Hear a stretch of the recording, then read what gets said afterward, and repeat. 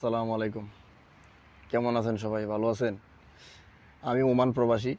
আমার নাম হচ্ছে সবুজ। তো ওমানে ২-৩ জায়গায় হামলা হয়ে গেছে অলরেডি। কারণ এখন আমি যে জায়গায় আছি এটা হচ্ছে দুবাই, এরপরে হচ্ছে ইরানের বর্ডারে বর্তমানে আমরা আছি। তো কখন কি হয়ে যায় জানি না। সন্ধ্যা হলেই বোঝা যায় আর কি, যে কখন কোন দিকে হামলা হয়।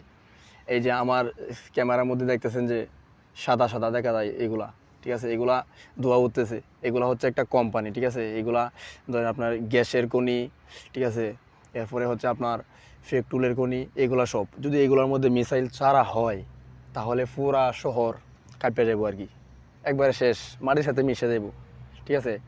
তো শাকিল ভাই, তুই এখানে আজকে না হয় কালকের মধ্যে হয়তো শুনতে পারবে যে হয়তো মিসাইল ছাইরা দিছে এই জায়গায়। এই অবস্থা, সবাই ভয়ে আছে আর কি, ঠিক আছে। অনেকেই জায়গা ছেড়ে চলে যাইতেছে, ঠিক আছে।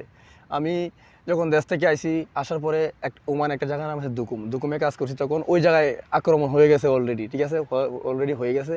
তো এখন বাকি আছে এইখানে, এখন যে কোম্পানিতে কাজ করি এই কোম্পানির নাম হচ্ছে এলএনডি। তো এই এলএনডি বিভিন্ন দেশের সাথে জড়িত আছে, বড় বড় কোম্পানির কাজ নেই।